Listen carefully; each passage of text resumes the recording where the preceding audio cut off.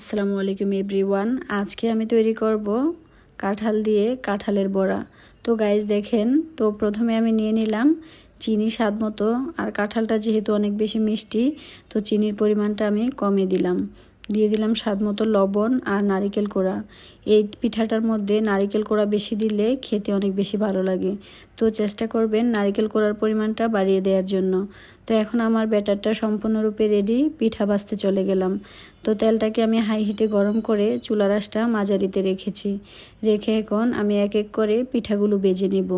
তো সবাই তো সব রকমের পিঠাই, আজকে ভাবলাম কাঁঠালের পিঠাটা আপনাদের সাথে শেয়ার করি। আর কাঁঠালটা অনেক বেশি নরম ছিল, তো ভাবলাম কাঁঠাল দিয়ে পিঠা তৈরি করে ফেলি। তো প্রথমে আমি এটাকে ব্লেন্ড করে নিয়েছিলাম। ব্লেন্ড করে 2 দিন আগে এটা রেখে দিয়েছিলাম ফ্রিজে, তারপর পিঠাটা বানিয়ে নিলাম। তো আমার বাচ্চারা পিঠা খেতে অনেক বেশি পছন্দ করে, বিশেষ করে আমার মেয়ে। তো পিঠাটা আমার ভাজা কমপ্লিট। এখন আমি পিঠাগুলো উঠিয়ে নিব। তো উঠিয়ে একটা টিস্যু পেপারের উপরে রাখলে তেলটা খুব সহজেই শোষণ করে নিতে পারে। তো এই টেকনিকটা আপনারা চাইলে অবলম্বন করতে পারেন। দেখেন, এক পিস পিঠা আমি একটু লাল বর্ণের করে বেজে নিয়েছি। তো আপনারা চাইলে একটু হালকা বর্ণেরও রাখতে পারেন, যে যেরকম পছন্দ করেন ওই অনুযায়ী পিঠাগুলো বেজে নেবেন। তো গাইস দেখেন কত সুন্দর পিঠা রেডি হয়ে গেল। তো